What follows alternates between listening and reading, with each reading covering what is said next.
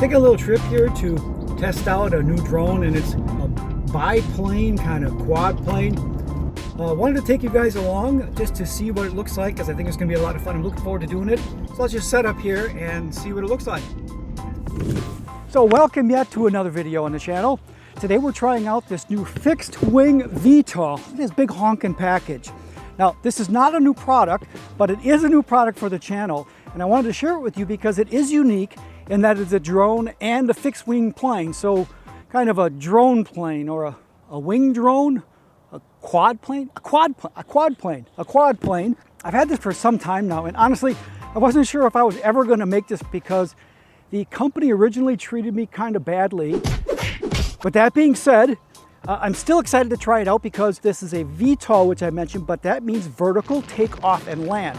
It flies like a plane kind of when you want it to, flies like a drone when you want it to. You can kind of pick between the two. It'll go up as a drone and then turn and then fly like a plane. Now, it's kind of the best day it's been in a long time, so let's give it a shot. So you're gonna notice that I have two of these things, but we're gonna take the first one out here and see how it does here right now, just kind of put it together. We'll talk about why there's two of them here in just a minute.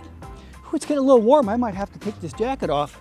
So let's go ahead and put this thing together here. And if I didn't mention before, this is the Swan-K1 from HEQUAV, and this is their base platform.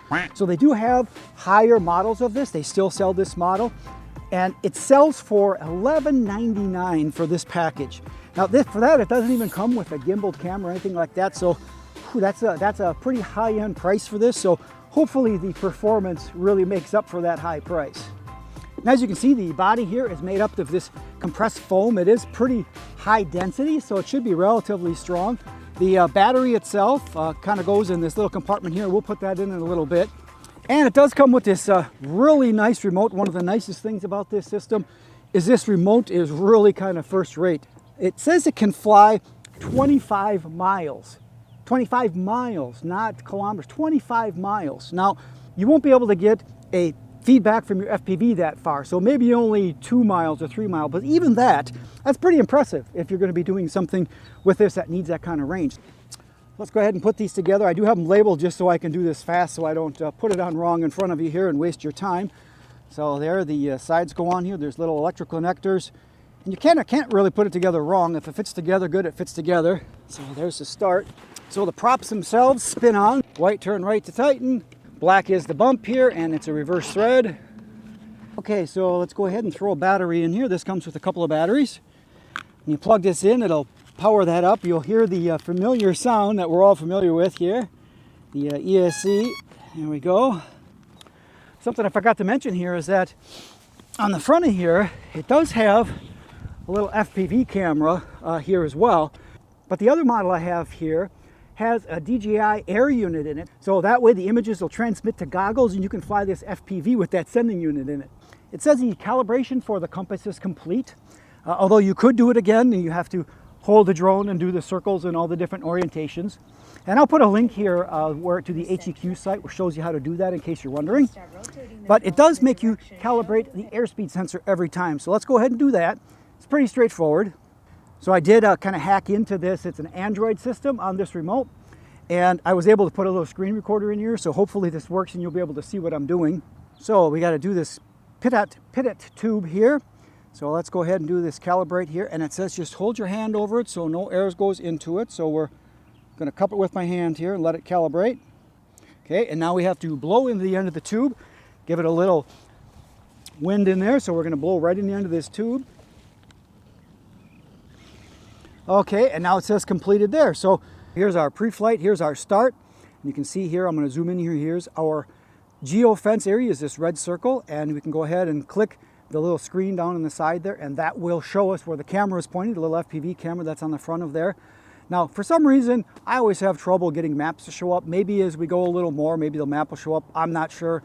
I don't know if it's just something with my service or my phone is locked there or something. I don't know, but let's go ahead and give this a start here. If we do lower to the right, it'll start the props, and then we should be able to lift up. The wind has just stopped here a little bit, so that's a good thing. So let's go ahead and try that. There we go, and straight up to take off.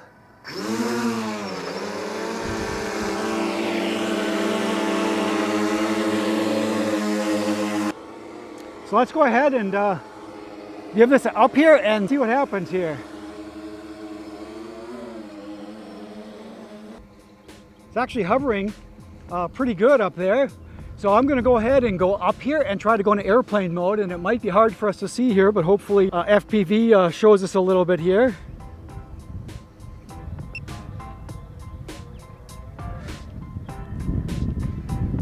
There we go, all right.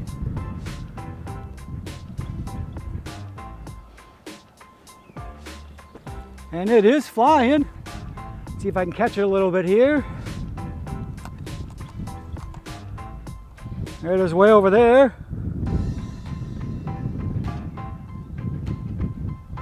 Does a pretty nice job. So let's go ahead and go down here a little bit. We're gonna tip the nose down a little bit, see if our altitude goes down. There we go. We gotta be careful because if you get to the area, if you get to the altitude where it's supposed to flip, it'll actually flip back into the quad mode again, the plane quad. And so we don't want to do that again. Let's go ahead and do this.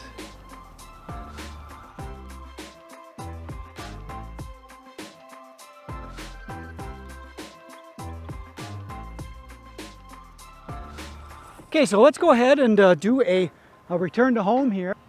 There we go. Coming back home. Let's see if it can land where we took off from here. There it is.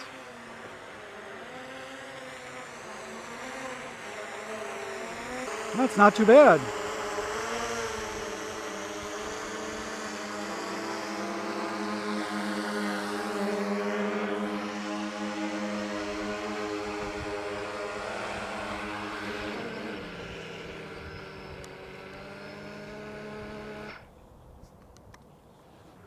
All right, so you can see where this came down over here.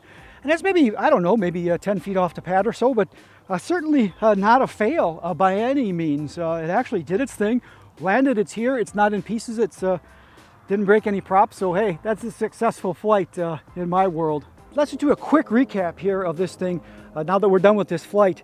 And I'll tell you kind of what my likes are. First, I do like that it has GPS. A lot of times you don't get a plane with GPS on it, and return to home features. That's pretty cool. It does have this geofence, which I really like. Now, let me explain the geofence. The geofence like DJI has sucks. I wish they would get rid of that. That frustrates me every time I fly a DJI because there's areas where it's close to some area or it's just plain wrong. Now, this has a geofence, but it's a self-imposed geofence. You set this circle, hits this far away, it will turn around and come back. I like that. You can set it far enough to not inhibit your flight unless it's kind of an emergency thing. So I really do like that feature. I wish more drone manufacturers would implement this type of self-imposed geofence. Really do. It's also really fast. I didn't take it up to the max speed. I was a little worried with the wind here, but the thing can go up to 65 miles an hour, they say, and to 25-mile distance. If you're doing something recording with your GoPro and you want to do something like that far away, if you have the right waivers and such for that, that's pretty impressive. 25-mile control range is out of this world. That's insane. Of course, nothing's ever perfect, and I do have some dislikes with this as well. And first, this thing is freaking huge.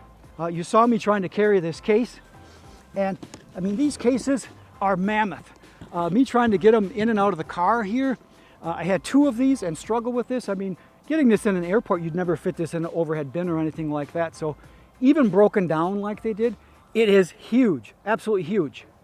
It does get blown around in the wind because it's light, which I get as well to try to save battery life and all that stuff. It's too darned expensive. Now this is the base model, as I mentioned. Then they do have other models that are higher. They go up to $7,000 or $8,000, but this one is like $1,100 for this base model with no stabilized camera on it. That I think is way too much. Now that's where this is going to come in for you guys as viewers of this channel. I've got 2 of these here and I'm going to sell these on my Gear Focus channel. So if this type of quad plane is something that's up your alley, take a look at that Gear Focus and you might be able to pick up 2 of these for a really good price. If nothing else, you're probably going to be able to part it out. These remotes are like 500 bucks a pop. So also one thing I don't like is that little pitot tube that's on the top of there is mounted stupid. This is a really dumb design. Both of these, that little pitot tube kind of broke off the top, and really it's not really broken off. They just kind of glued it to the top in a little recess, and that glue just pops out. Everyone I've seen, even in the ones that review online, everybody's got glue around it and dinking with that thing. So that is a poor design on their end.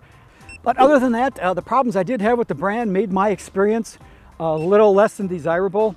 But hopefully you guys don't have that issue if you're flying this.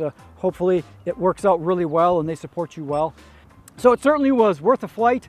It's the first nice day we've had in a really long time, so it was nice to come out and do some flight here in the area. So with that, really want you guys comments. Let me know what you think. Till next time and next video, good flying.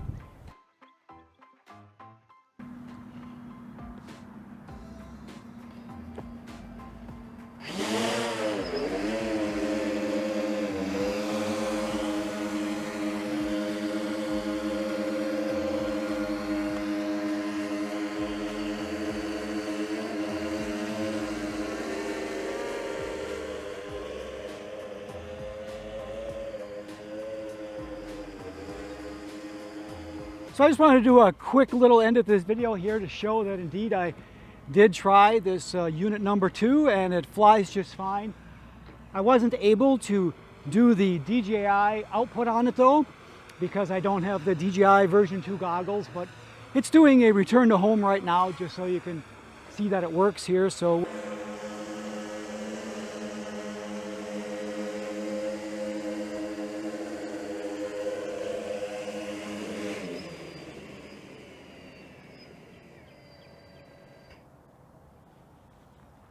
two drones, 2 successful flights. Hey, I'll take it any day of the week.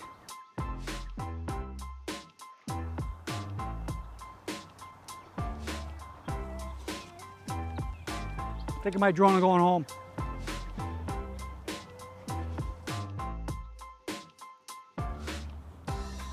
You still here? It's over.